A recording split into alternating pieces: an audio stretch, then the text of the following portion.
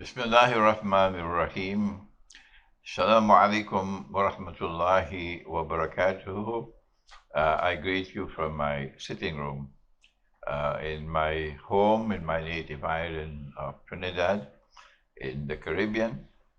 And it is today in Trinidad, the 28th day of Shaban. And so tomorrow night, we're going to look for the moon. If we see the moon, then on Yawmul Jummah, we will have to begin the fast of Ramadan. As I said, we're passing through a very, very unique moment in history when there is this so-called virus. It is a real virus, not an imaginary virus. People are dying. I don't deny that. And it is a virus which for the first time in history seems to be affecting all of mankind at the same time. This never happened before in history. And I have come to the conclusion, of course I can be wrong. I'm just offering an opinion. There's no harm in offering an opinion. If you are convinced that you are correct, then I forfeit. If you're in doubt, then don't bother. But I'm convinced that I'm correct, that this is a fabricated virus. And I make that comment on the basis of the footprints of the virus, yes. And I'm not the only one. There are others as well who are speaking and teaching and advising in a very eloquent way. I've listened to some of them very eloquently, very convincingly, that this is not happening by accident or by chance. This is a manufactured virus. And it is doing a splendid job. Oh, yes, it has been brilliantly conceived to bring about, to facilitate what I perceive to be the transition from Pax Americana to Pax Judaica. Okay. There are those who are saying, no, it's not Pax Americana to Pax Judaica, it's Pax Americana to Pax China.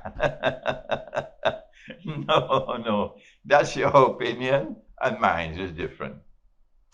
That Israel wants to rule the world, and the Quran has spoken in Surah Al-Mursalat,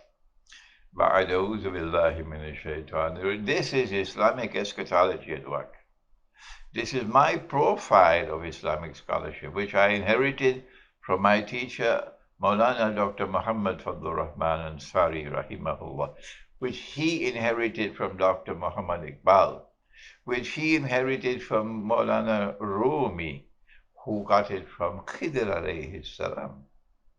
This profile of scholarship is one in which we use insight, in which to connect the dots.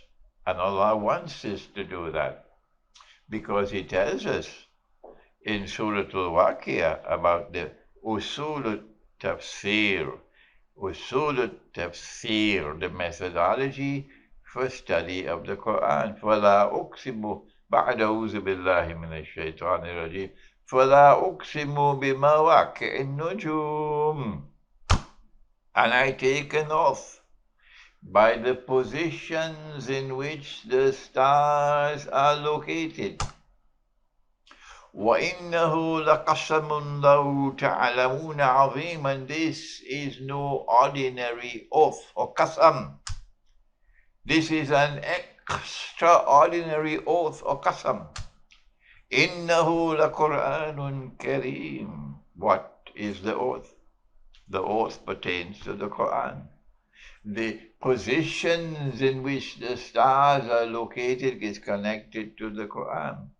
إِنَّهُ لَقُرْآنٌ كَرِيمٌ فِي كِتَابٍ مَكْنُونٍ. This is a recitation. And this recitation is noble and generous. And this recitation is located in a book which is protected. لَا يَمَسُّهُ إِلَّا الْمُطَهَّرُونَ. You cannot even touch this Quran, much less to penetrate it, unless you have purity. Purity. And so, It is by connecting the stars that you're able to read the sky and know in which direction the ship should go or in which direction is the Qibla. So too you have to learn to connect the Quran, the verses of the Quran. You have to see the connection between them, and that requires insight more than the rational faculty. In addition to the rational faculty, it requires insight. It requires a capacity to harmoniously integrate different verses of the Quran pertaining to a particular subject, knowing that there is no inconsistency in the Quran. No verse of the Quran is inconsistent with any other verse of the Quran. It was because Dr. Muhammad Iqbal used that methodology. That is why he was such a brilliant scholar. It is because my teacher, blessed memory, used that methodology. That is why Maulana Dr. Muhammad Fadlur Rahman Ansari is a star which is constantly rising, more than 40 years after he died. And I have been blessed to be a student of such a teacher. And I'm using that methodology, yes, to be able to understand what is happening in the world today. Allah says in Surah Al-Mursalat, Intaliku ila zillin zi thalasi shu'ab. Let the world now proceed to a shadow which will appear in 3 parts. That's right. Well, I have done my work. I have interpreted it. I've given a ta'wil. But when you make a ta'wil or an interpretation of the Quran, remember, only Allah can confirm that it's correct. So it does not have the status of the other verses of the Quran, which are plain and clear, muhkamat. The mutashabihat you have to interpret, and an interpretation can be right or can be wrong, but we must interpret. And if you interpret, and if it is right, then this is truth. Truth will survive. The critics could shout and bark and do all that they want. It will survive. That's right. And if it is wrong, it will go down the river. And I have said that 3 stages of the shadow are 3 stages of Dajjal before the shadow disappears. Before the shadow disappears and Dajjal appears in person. And during that period of the shadow, there are 3 stages. I have said that within, did you hear the word? I said within that first stage is located Pax Britannica. I never said that the first stage is Pax Britannica. I never said that. I said that within the first stage, Pax Britannica made its appearance. Within the second stage, Pax Americana made its appearance. And now I am saying, and no Darul Uloom is saying this, but there are lots and lots and lots of people, thanks to the internet, who are convinced that I'm correct, so they can continue all their criticisms and shut the doors of the masjid on me. Alhamdulillah, truth will triumph. That we are now experiencing a transition from the second stage of the shadow to the third stage. Now then, let us refine my analysis. I said to you, it is too soon, it is too early. I cannot as yet offer a mature comment on the virus and the lockdown. I prefer to wait and see and analyze before I offer a comment. This is what I had said. And having said that this is the work of Dajjal, having said that we are now transiting from stage 2 to stage 3, Pax Americana to Pax Judaica, I am now ready to offer more commentary, my views. Now then, I don't think it's by accident that there is the simultaneous occurrence of the virus, the lockdown, and what is happening in the world of oil. That does not appear to me to be by accident. That appears to me to be by design. What is happening in the world of oil? Answer: the virus and the lockdown has caused a dramatic reduction in the demand for oil. Number one, dramatic decline. Aeroplanes are not flying. No. People are not allowed to travel. No. So enormous reduction in the demand for oil. Number one. And then number two, is it by accident that at particularly this time, Mohammed bin Salman would act in the way he did? This Mohammed bin Salman appears to me to be a client of Dajjal acting on Dajjal's behalf. Yes. And Dajjal is not a fool, he's very clever. So the mastermind for whom Saudi Arabia is acting is not a fool.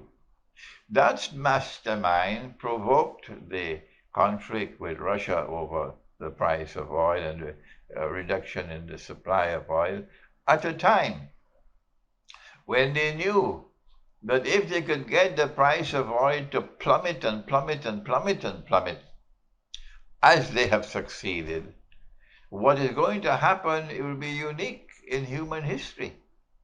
Remember what happened in 1971. Most of you have been listening to me, so I don't have to spend a whole hour in returning to the history of international monetary economics, because you heard me time and again over the last 20 years or more. But there are others who've been sleeping. There are others who've not been listening. They had more other things to attend to. They were not attending to this. So they don't know anything about the subject. They don't know anything about the movement of money. They're just like the Darul Uloom. They have nothing, no understanding at all of what's happening in the world of money. They don't know about modern Western civilization and its link with the universal colonization of mankind. And then the universal colonization of mankind was not meant only to take your money. No, and to rule over you. No. It was meant to change the world and to bring about a world which will be new and different from the one which was before, particularly in the world of money. And so they removed gold and silver coins from the market, while the Darul Uloom was eating biryani and going home and sleep. You don't have to bother to be annoyed with me over my comments. I'm not going to tone down my comments on the Darul Uloom at all. Not at this time, when the opportunity has come to shake them up. Because we need a new model of a Darul Uloom, and I'm going to work for it. You're not going to stop me from it. We need a model of a Darul Uloom which can produce another Iqbal. This Darul Uloom can never produce an Iqbal. We need a model of a Darul Uloom which can produce a Muhammad Fadl Rahman Ansari. This model of a Darul Uloom could never produce it. And I am not the product of a Darul Uloom. So while this change was taking place in the world of money, they were sleeping. But others were not. Alhamdulillah, we have large numbers now around the world. Even schoolboys now are understanding the mysterious change taking place in the world of money. That's right. And they took the gold and silver out of the market, and they replaced it with paper. And they tagged the paper to gold at $35 an ounce. There was the Bretton Woods Accord. There was the International Monetary Fund, 1944. You know all of this already. They don't know it. And then came 1971, when the US government had printed too much paper, and they didn't have enough paper to redeem the gold for paper at $35 an ounce. You know the subject, they don't know it. What can I do? Do I have to teach this subject 100,000 times? Let us, during this Ramadan, attempt to teach them, the ones who've been sleeping. And what the US government did in 1971 was to break the relationship of the US dollar with gold. The US government will no longer redeem gold for paper at $35 an ounce, which international law required them to do. And then from 1971 to 1973, the US dollar was in no man's land. It could have collapsed. And then Henry Kissinger, he's still alive, he thought he pulled off the greatest scam in history. He thought so. He didn't know that this day will come. This day has come. He went to Saudi Arabia in 1973 after the war, the war between Israel and the Arabs had taken place. And during that war, there was the oil boycott. And the price of oil rose from $3 a barrel to $12 a barrel, 400% rise in value. And the Arabs were growing very rich. And then Kissinger went to Faisal, rahimahullah, and said to him, let's make a deal. And Faisal, because he only had peanuts in his head, don't be offended, it's the truth, he accepted the deal.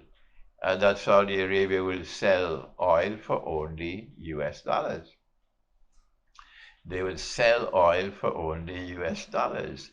But the deal did not include what is going to be the minimum price of oil. Yes, Kissinger, are you listening to me? The deal did not include what would be the minimum price of oil. So Kissinger said, if you agree to sell oil for only US dollars, we will guarantee the security of the state and so on, and you'll become very rich. And yes, the US dollar kept on flying higher and higher and higher, riding on the backs of oil. The petrodollar was born. That's right. And the United States and the Western world became richer beyond even their wildest dreams. That's what the US dollar did to them. And the rest of the world was growing poorer and poorer and descending into destitution and poverty, while the Darulum was eating their biryani and going home and sleep, betraying the Quran. That's what they did. I'm not going to rest. I have to denounce them. All these years I've been teaching, they were listening to me, they'll never bother to listen to me, they don't care for me. They say, no, he's wrong, he's misguided. No. How can one man be right and everybody wrong? Yes, you're wrong. I may not be one, and there'll be others as well, but you are wrong. You have betrayed the people. You failed miserably. And today we're going to tell you that to your faces. You're closing the doors on the masjid on me. You wouldn't allow me to teach, but Allah, look at what Allah has done. That alhamdulillah, because of the internet, which came from Dajjal, yes, but at least I'm able to reach the people. I'm able to reach the people, thank Allah. Out of this evil, there is good. That is the benefit. I can reach the people and expose what your failure. What is happening now is there is a synchronized attack on the United States. And Trump doesn't understand it. I don't think he can succeed in understanding it. Synchronized attack. And oil is at the heart of that attack, yes. The price of oil has gone down and down and down and down until now it's free. It's free. You can get the oil free of charge. More than that, the oil producers are going to pay you to accept the oil and store it. It's called, this is, the price of oil is now minus, I think minus $35 or something. That means they will pay you $35 for every gallon of oil, every barrel of oil you take from them and keep it for them. No, it's your oil, but you're just taking it off their hands because they can't stop the pumps from pumping. No, I understand. It's not my field. I understand it'll be too costly, vastly costly to shut down the oil fields and then have to restart them later. You can't do that. You just have to keep on pumping. So when you pump it, where are you going to put the oil? The demand for oil has gone down drastically. And at the same time that the demand for oil has gone down drastically, the price of oil has gone down as well. And oversupply and less demand. And so you can see that this is not happening by accident, not at all. If the US dollar is living on borrowed time, I don't know what's going to happen tomorrow. But if I see rain clouds, I can say rain is coming. So don't come to me and say to me, only Allah knows the future, only Allah knows the future, only Allah knows the future. And the same people would look up and say, oh, rain cloud, rain is going to come. Only Allah knows the future. Oh my gosh, what stupidity. Yes, only Allah knows the future, that's correct. But you dum-dum, don't you know that Allah gives you signs and you must read them? Will you not think? Have you stopped thinking? So what we're seeing now is that the US dollar is living on borrowed time. It has been living on borrowed time for a long, long time, but this one is perilous. If the US dollar collapses, and I have been anticipating that the US dollar will collapse many years now. Many years now. I don't know how it has survived.